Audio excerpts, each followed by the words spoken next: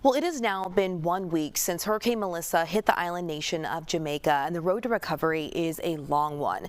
Melissa made landfall in the southeast as a Category 5 storm, the most powerful hurricane to hit that island since record began keeping track 174 years ago. And as rebuilding begins, there's a local nonprofit that's continuing its work to plant fruit trees, providing a source for food, jobs, and economic development, not just in Jamaica, but in 22 other countries. Joining us now, Mary and Mike McLaughlin, founders of the Trees That Feed Foundation, which is based in Winnetka. Great to have you both in with us. Thank you. Thank you. So you started this foundation in 2009. It started in Jamaica. Can you tell me about why you wanted to start this and the work that you do? We wanted to start it because we were concerned about children going hungry, too much carbon dioxide in the atmosphere, and we know with basic photosynthesis, trees are one of the best ways to reconnect the oxygen from carbon dioxide in the atmosphere, and then to produce food. So we started to plant fruit trees, mainly breadfruit trees. We started in Jamaica because that's where we're from. Okay, so you started there. You've now expanded to work with over 20 countries, not just in disaster, but really all throughout the year.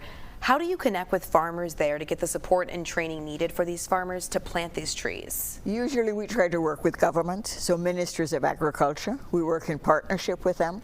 We supply the trees, and then they get their field agents to get them to the farms. And I'd love to know, what has the impact been in now about 17 years since running the foundation, as far as how many trees have been planted and just the scope of work you've been able to do?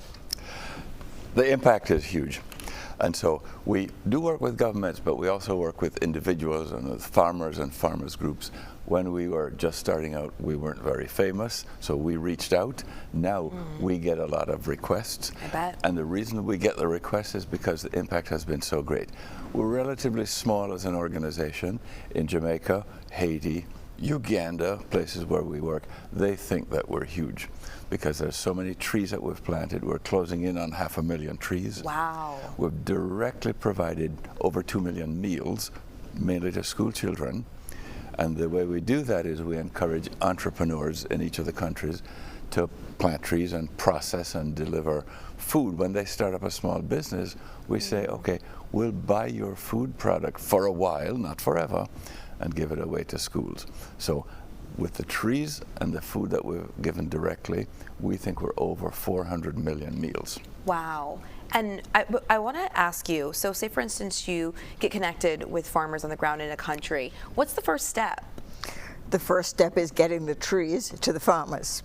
Once the trees are mature and there's fruit, then we work with processors, small processors, to make breadfruit flour. And from that we make baked goods. And then we help them to develop the market. So it goes from the tree to a finished product with the consumer. And that means jobs, foods, and reforestation.